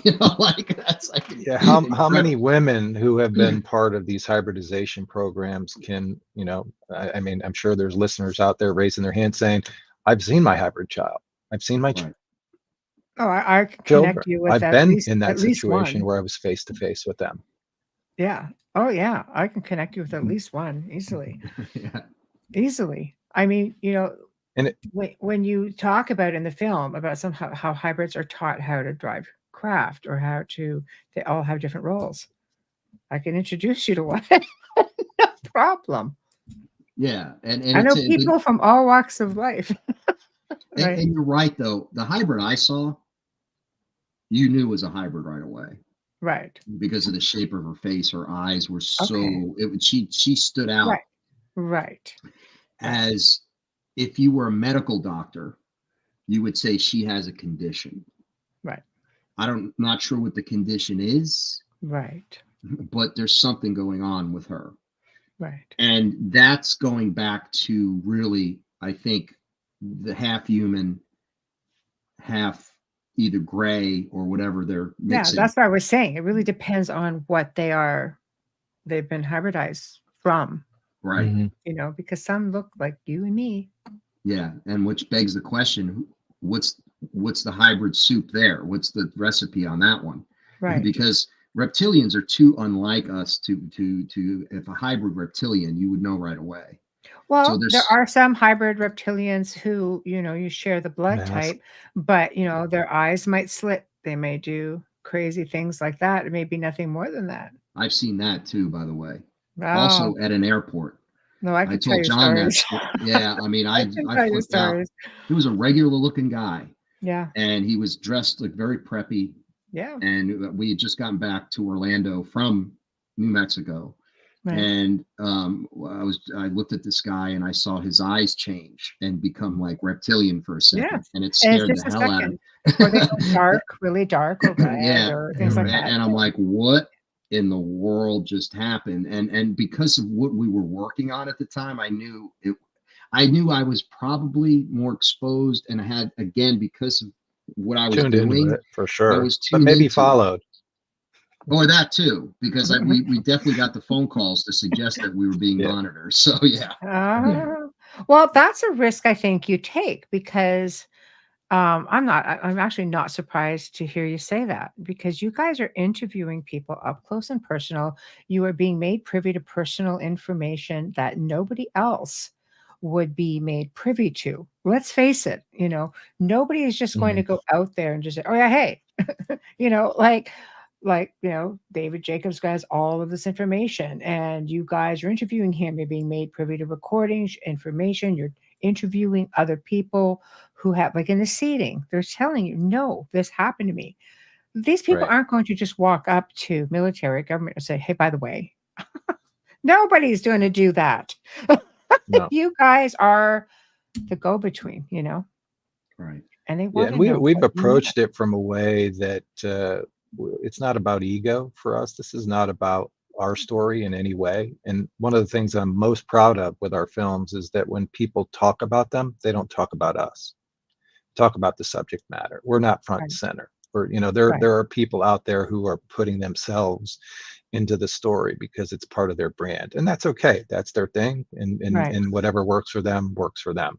But Right. we've always approached it from let's let the people who've had the experiences be the ones who share their stories, not Right. someone's perspective of what has happened to somebody.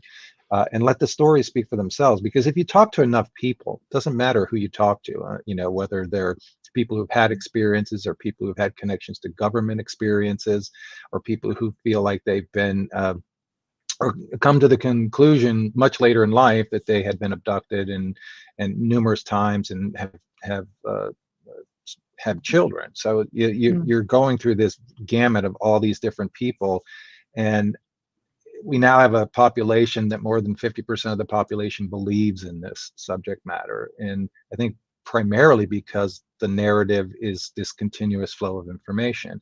Sure, all the footage of the shiny metal objects in the sky are blurry, and it's, the complaint is with modern technology and these handheld cameras that are so good, why do we still get shitty, blurry Right. stuff?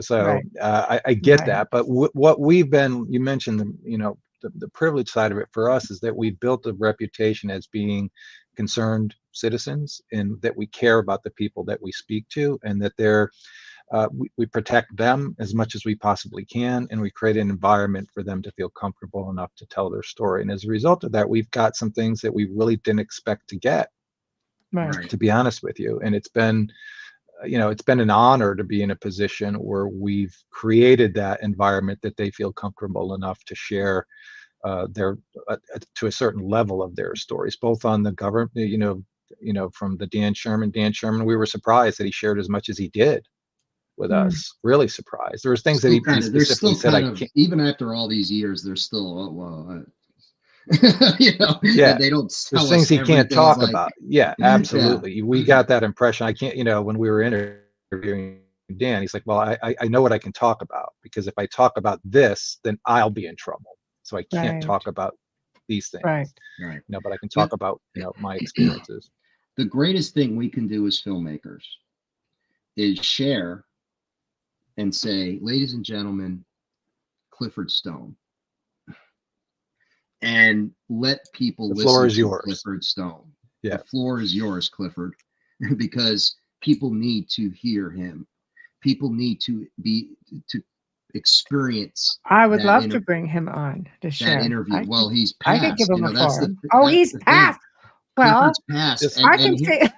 We have a friend, Heather Besser, who, by the way, Heather's a I shout know out. Heather's going to be on the show next week. Oh, awesome! Oh my God, I'm gonna have to come Dukes. on and make comments. But she's on. I know she made a comment. So hi, Heather. She did, especially this one.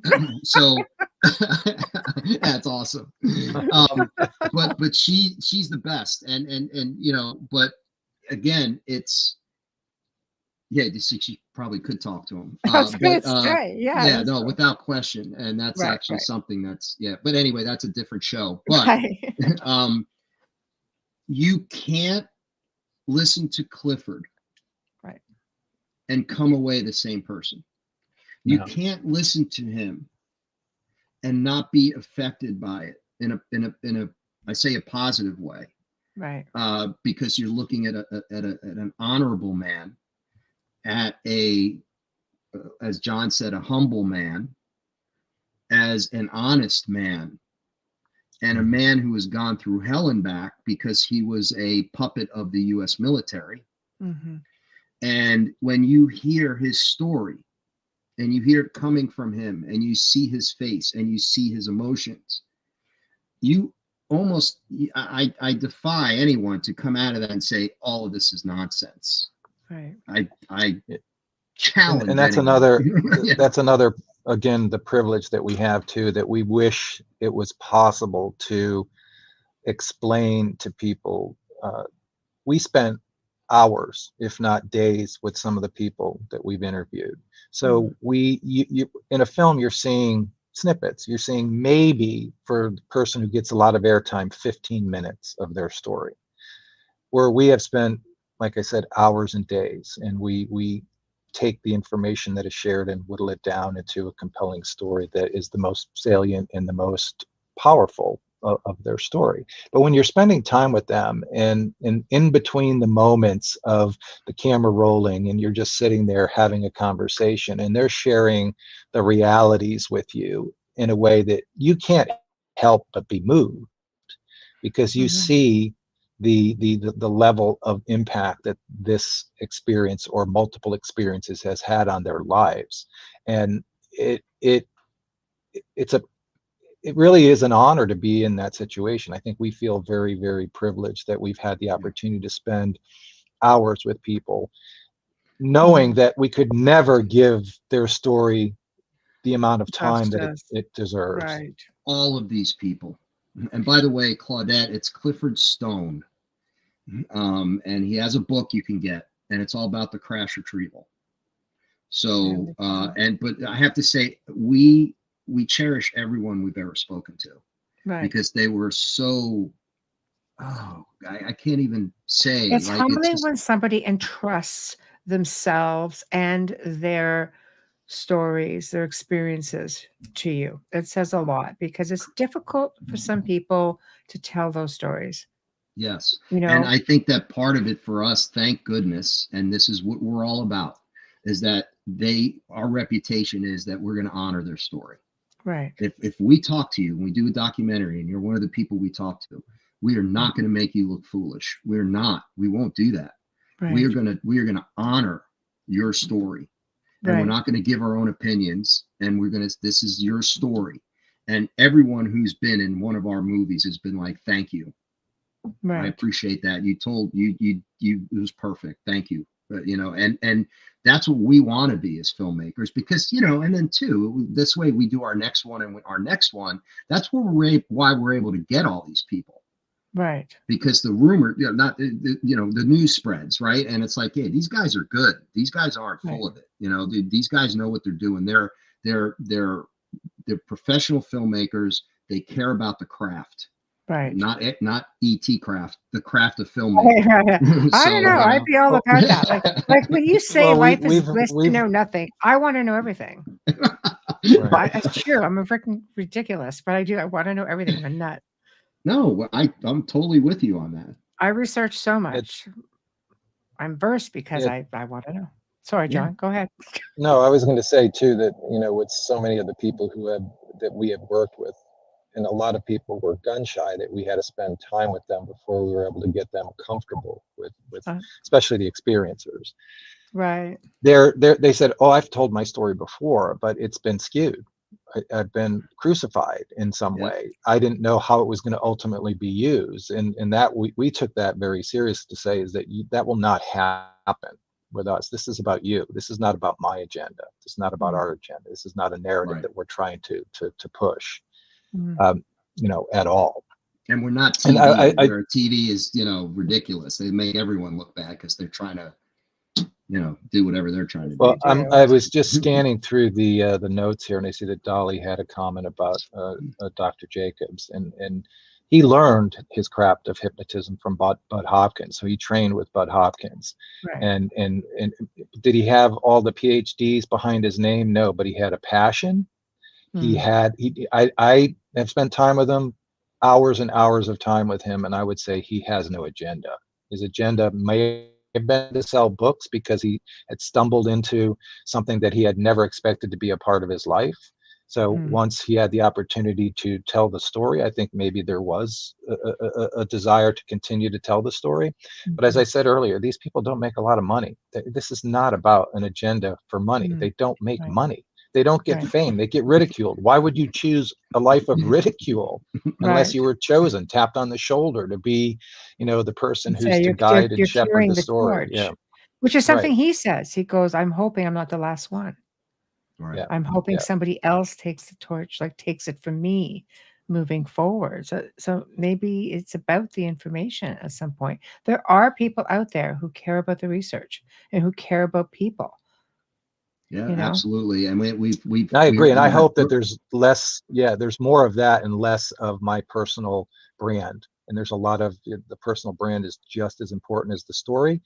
Again, yeah. I get that, but it it doesn't Mm, necessarily serve the underlying story, which is let the story speak for itself. Give the people a platform and let them speak about it, and present it in a way that, you know, encourages people to do their own research and come to their own Mhm. conclusions. That was our goal from the very beginning. Is, you know, what if this is all real? Mhm. Just Right. ask that question, pose that to And, yourself, and then how does it look? How does the world look if it is true? Well, so then I have to ask you this. Are you guys experiencers? Who wants to go first? ooh, Ha ha. hmm. Dun, dun, dun. I would Right. say yes. Yes, definitely from a paranormal standpoint. Okay. But what about from ET? Yes. Okay.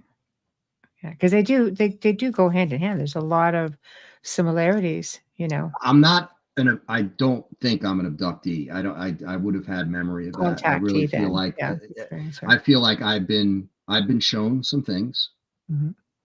Nothing bad, good, uh, and I feel like we've been communicated to. I really do feel that, Mhm. and I feel like they knew we were working on these docs, and there might have been some that didn't want these to come out, but there were certainly some others who definitely wanted these to come out. Hmm. And I think that there were interventions, and so from that standpoint, yes, absolutely. Okay. John, how about you? Yeah, I would say contacted, you know, especially when we were working on our first film, the Right. level of engagement that we had, that we couldn't really explain how we were being communicated with, how technically it was working, Mhm. and had that all kind of verified through people in the phone company that said it would be impossible to do what they were doing unless it was through somebody in the government. So it's Whoa. not something that could happen at the switching office level. So Right. we knew that there was something going on. Was it ET? Was it government? Was it white Both. knights, black knights? All It of was the All of the above, something, all above. of the most above. likely. Yeah. E, Yeah, all of the most above. likely. Yeah. Yeah. But Yeah. I can't say that I have had anything that, you know, I've seen lights in the sky, definitely Mm. on multiple occasions. So that I have definitely seen You've seen a UFOs. That, daylight disc. Come on. yeah, I've The seen a one few thing Well, I've things. always wanted to th see is a daylight disc. This guy, when he was a kid, saw two of them. I didn't know that. well, you know what? We had somebody on the show, I can connect you with, who guarantees you will have an experience if you want to go to Sedona. Yeah. And he does Mhm. the UFO tours out there, John Polk. And he claims, he goes, I will guarantee you an experience. Because is that because of the night watches, and is that because like they're seeing things that obviously are make maneuvering and not Starlink? Yeah, I've seen that. Definitely Yeah. seen Yeah. Oh that. no. Yeah. No. He apparently, they know where the satellites are because he can track Yep. those, and he's Absolutely. got, like $4,000 or $5,000 night vision goggles, like military grade, and he goes all out to do it. But I'm kind of like, a guarantee is pretty strong. He goes, I've never had to refund anybody. Whoa, Now, So it's like, that's ooh, impressive. I know. So I don't know. Maybe you'll get your experience. You know. Listen, honestly, I saw one. Actually, saw one craft, Right. and that was a triangular shape. Actually at a UFO conference in Sebring, Florida. So that was the coolest thing. And the people I was around, there was no coincidence there either. Right. And obviously the UFO conference, but it was definitely a triangular shaped craft, And stealth, some people believe those are all military. and that could have been. Yeah. I tend to think they're High tech though. military. Pretty cool. I feel like they're military, but they're back engineered. Yep. How do they get Yes. that? Like where are Yes. they getting that technology, and how long have they been around? But if they are Absolutely. military craft, like, again, Yes. it's still They're fascinating. still But pretty phenomenal when you think yeah, about it. Like pretty it phenomenal. Absolutely. absolutely. And it literally flew right over a UFO conference. Oh, I know. I can't get better than that though. So it's like, what are they monitoring? What are they hiding or trying to hide? Not trying to hide. We're here. Here we go. Yeah, well, yeah, and, Everybody listen. look up. Right. When So I know a guy who saw a fleet of triangular shaped craft during the day, and this was Florida. It was in Tampa. Him and his wife, and I was like, no way. Like I think seeing things like that in the day is mind blowing. I've never seen anything in the day. I could send you pictures of stuff taken in the day. Really? I've never, yeah, I've seen crazy things in the day. Oh my God. I had a friend of mine sent me a text and she goes, okay, she says, something's coming your way.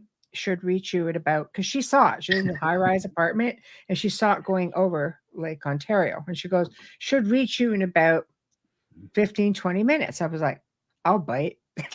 Like I'm whatever, throw caution to the wind, jump in with both feet. I'll bite. Let's go see what this is. And all of a sudden, this huge cloud came up, and I'm going, all right, please tell me you're not talking about a stupid cloud. She goes, watch the back of it. This thing went over the river, and from the back, you just saw this round, dark, metallic, and the cloud was just like with light. And I'm like, well, shit, I have no explanation for that. So, and this was like 2:00 in the afternoon. Like, I'm thinking, if you're trying to hide, you're just failing miserably at it. But, I do think that there are experiences happening everywhere, and people are capturing it with their phones, you can't hide it anymore. And yet, disclosures, like I said, it's like kicking and screaming. We're not doing it. We're not doing it. It's like, well, we're all ahead of you while you're trying to, make this big deal about, those little TikTok videos, or, it's just like, meanwhile, people are getting like phenomenal pictures of things. Well, I think that's really the military and the government's slow drip for disclosure. It's going to make it a little bit easier for them to walk back all of the nonsense that they've shared for the last 60 years. Right. Yeah, we talked about this before you came on, John. I was saying, well, how are they going to back 70 years of the nonsense they built? They're in a corner. That's going to be hard for them. Well, if there's any truth to, the stories of alleged agreements where presidents have said, sure, take our people, somebody has to be held accountable for that, because people have been abducted, whether by military or whether by, extraterrestrial beings or races. And some people have been, just kind of snapped because of it. It's horrific experiences for a lot of people. Sure. So can you imagine the lawsuits if that was proven to be true? Can you imagine the mass hysteria? Yeah. Like, I'm sorry, you just don't want to think that your government is selling you and just throwing you under the bus for technology. Mm-hmm. At the end of the day, the war machine is much more of a priority to the military, especially to the military, more so than the government, because the machine is the machine. You got to keep feeding the machine. Right, exactly. And it's unfortunate that we're like Jack said earlier, we're the pawns on the chessboard. Yeah. And again, when you think about the modern era of UFO sightings, it starts right after we dropped the bomb, 1945. Okay, let's talk about the bomb. Okay. Can you imagine, dimensionally speaking, the ripple effect that would have going across? Let's face it, we have dimensions. If we're in the same time or same space but different times, and something like that happens in one space, it's going to ripple through. They're going to peeve a few people off. Well, and the ETs were all over it, and when you think about it, so that happens, and then boom, right? Daylight discs all over the place after that. Mount Rainier, Roswell crashes, everything, and then again, people have to remember is they were also over nuclear missile sites, making sure that those missiles never went off. Right. And that's that there's many book written about that. Right. So they're definitely making sure we don't do that. And that's why people are really worried about nuclear war. So I'm not, because the ETs will never let it happen. But that it is, you have to think about it as that, like, what effects is it having on a cosmic level? And they became all of a sudden incredibly interested in everything we were doing. But those are the ones that are off planet. What about the ones that are in the oceans? What about the ones that have been here before us, who are subterranean or who live in the mountains? Or there's so many stories and eyewitness accounts of encounters with beings who are here and have been here long before us. We're the kids who just can't play well in the sandbox. It's that simple. We can't, and again, we don't have that. We're not as evolved. We're not as evolved. Not nearly as evolved. but you have underground bases, right? So you have Yes. that. You have the Yes. cave systems. You have the Yes. mountains, like I Yes. mean, Absolutely. Albuquerque, There's so much. the Ponte, Yes. there are way stations that have been here for thousands and thousands of years. Yes. And it's almost like a pit stop, or going on your way to a galactic adventure, and you stopping here for food and Right. supplies, Right. whatever it might be, whatever you're doing. So Right. there's literally a network. If you believe it, Hmm. that's the case, then yes, people talk about that. Right. And if that's the case, yeah, how are they? They're the ones that I think control everything, and that's why I think the government is just scrambling. It has been scrambling for a long time. So do you think they're pawns, or do you think they're willing players? They're willing players. Right. They're willing players because they Right. have to be willing players. Like, I feel like they have to cooperate, and they had to pick and choose who they're going to cooperate with. And if it's all about war, and it's all about beating the Russians, right, in the Cold War, then they're going to trade people and cows for Right. technology, and So- it's about and that unfortunate. Do you think we have a galactic space fleet? Because I know that's pretty exopolitic, but there are fans of that. Do you think we are? Oh, us? Yeah. Solar Warden. I would feel awkward That's a speaking tough on that, only because I've never gotten into that. Like, that's something we Yeah, haven't researched. that's We haven't Michael. interviewed That's Dr. anyone. Michael Sala stuff. Yeah, I know. It is. There are books written on it too. There's a lot of people who truly believe it, that there is a space fleet, and then there are those who are just like, no. Would I be surprised if there was a station on the dark side of the moon? No. Our, like that we were, right from the moon going to wherever we were going. So it wouldn't surprise me at all. Nothing would surprise me, because No. unless you're privileged enough to be one of those people who are, coasting along in the cosmos, there is no real way of knowing 100%. So next film, what's it going to be? Oh. Spill it. Oh, John, that's a tough question. We are okay. So this actually is a good segue, because I don't know the easiest way to explain this, because someone asked earlier where they can see these films. So, very long story, very short, is that we had to change distributors because they breached the contract. Ooh. So everything that we were streaming, not just with us, but not just with us, of people, everyone that they had content with. Wow. And so we had to leave them, get our stuff off of that. And we are already with another distributor, but it's going to take maybe a little bit longer, a couple weeks, for 45 days, 45 or so, give or take, to come up on all the through all the streaming services. So what we would tell people is that be patient, and that you'll know when they're out there. But I don't know how else we would do this. It's kind of a bummer for us, because then we're on the show and people are going to want to know, and it's like, well, I came across a copy.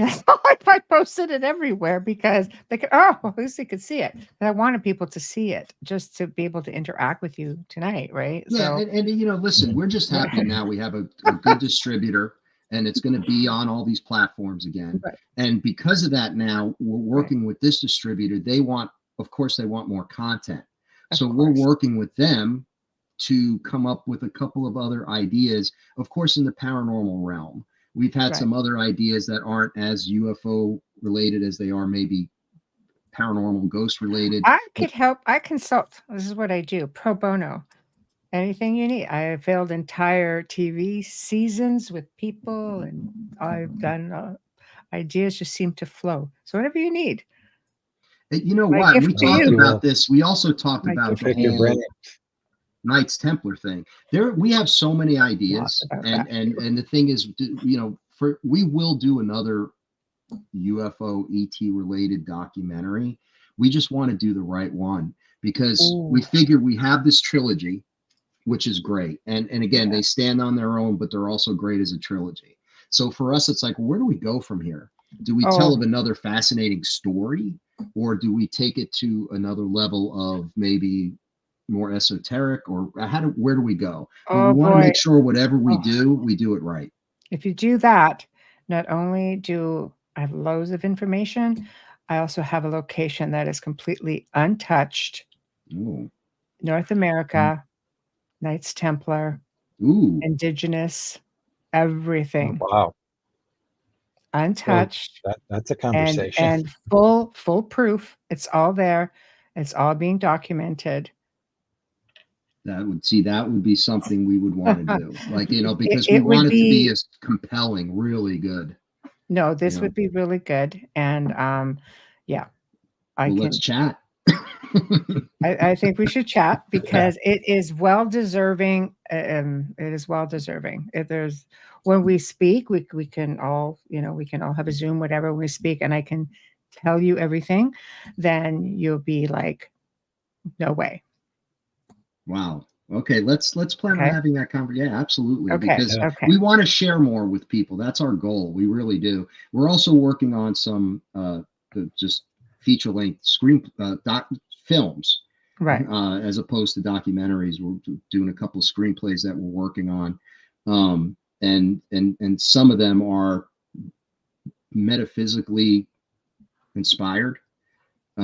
So we're branching out to do some other things, but we always will come back to the docs because we enjoy it, and we know we could tell a good story. But you just got to have, like, this trilogy was perfect. It was perfect for us. And it kind of just all fell into place one after the other. So now we need to have discussions about what can we do next that's just, again, very compelling and in the same realm of, UFOs, ETs would be great. Gosh, guys, you want content. I could get you so much content on so many different things because I know so many incredible, well-researched people who would just put it out there, like, in ways like again, we'll go back to Templar for just a moment. If you want to take it a whole other step, one of our very good friends just happens to be owner of the whole Tomar Hoard, which is a Knights Templar never before seen collection that the world has never seen. It's priceless, and it is there. He owns it all from Portugal, found piece by piece over the course of 10 years. Wow. And Portugal's definitely yes, that's yes, Knight and Templar, even territory. The Portugal, right? Yeah, and it's he even has, like, Himmler had a Knights Templar helmet. He's got it. Oh wow. Yeah, it gets into so many, because the Nazis were all over that. They wanted to know everything they could about that. Well, think Otto Rahn, because I have two friends who have both written books, well-researched, like 30, 40, 50 years of research on Otto Rahn, who went looking for all of this stuff, all of their quest for all of this ancient knowledge that the Nazis were on. Otto Rahn, Himmler, all of those. Gift wrapped. Oh wow! All right, let's chat. We can chat. I could keep you guys going for a very long time. I promise. So. I promise. But it was just a real treat having you both on. John, you're just like the icing on the cake tonight. No, I mean, thanks for when you first sent that, Jack. I was like, what are you talking about? What do you want me to do with I this? had no idea. No, I didn't even make the initial connection about the podcast. I thought he was talking about, I'm out in outer space right now. Right. And I normally I would never do that, Michelle, but I thought it would be cool. And again, I apologize for overstepping. No, it's never an overstep. I got excited, and I know John can add so much, like we're talking about it, and he's the director. So, like, here I am praising him. I'm like, hey, John, I have worked with amazing directors. The director's the brains. And I knew, what, I wanted you to meet John because I knew you'd like him, and now we can have some more discussions about things. So and I love it. And I always say, Amelia and I are really stringent about the fact that when guests come on the show, it's your show. You talk about what you want. We appreciate that. Yeah, we appreciate that. Pleasure. You're a great host. I love this show. I really Thank do. you. Yeah, it's more. Every It's a time I've been on, I've had conversation. a blast. Thank you. But this is what we like Uh, it to be like. Round table, yeah. just have some fun, just, spew it out there, see what comes out. You get the best information this way, the best stories. It's just off the cuff. It's just not so regulated, right? As you Right. could see, it went in all kinds of different directions, but a lot of great stuff came out. So, we definitely would love to do it again with both of you. And then I know we've got Gettysburg, and I know we've got Knights Templar. We've got a lot of stuff that we have coming up. So you guys, can jam about it. I'm happy to connect with both of you at any time, but talk about something that, Great. you want to do a show together. Open door policy. Just let me know. We want to talk about this. Okay. That's No, that that's awesome. easy. But we'll Right. definitely follow up with you on your offer to chat offline. Yes. Well, thank you. And in Yeah. the meantime, I mean, like I said, I can make that happen. So let's definitely make it happen. Let me know what your plans are, and I can definitely assist. I mean, it's a lot of fun. And Make tell it a lot Amelia of to fun. feel better. I just so you know, like I sent her the book, Yes, you and said, yeah. she was so sweet. She sent me these chocolate things that she made, but and I felt bad because she had it from Oh, Canada. she It had to bought go through those. that same Yeah. rigmarole that I had Yeah. to send the book. It's like you're sending something to another planet. It's like Oh, impossible it's to send. ridiculous. You And want to so, send anything to Canada? Are you kidding? well, one of the things that happened when it No. got here, the chocolate had melted a little bit. Oh, it melted. So I Oh, put it in the fridge right. and got it so that it was Right.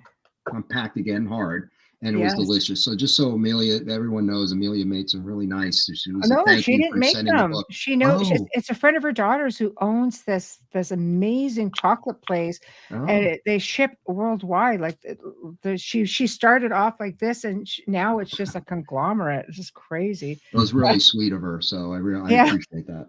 yeah. Amelia's known for sending her chocolate. Everybody loves her. Put me on the list, Amelia. So, it's great. But guys, thank you so much for joining me tonight. And I mean, Jack, I'll email you Absolute and pleasure. thank you. So get together and let's do it. Okay, absolutely, and thank you, Michelle, for having us on, and we really Pleasure. appreciate you. So Thank you. Thank you. Just a platform where we can all just share it because it needs to be shared. See, maybe that's my job. that is, Yeah, I think that's that's. well. I mean, we all have a Those are purpose. Yeah, yeah, and you're really good at this. So Uh, that you have to think about yeah. that. Like it's My first thought is where have you been all these years? yeah, exactly right. thanks. No, dude, it's a delightful show to be on, Michelle. Seriously. Thank Yeah. you.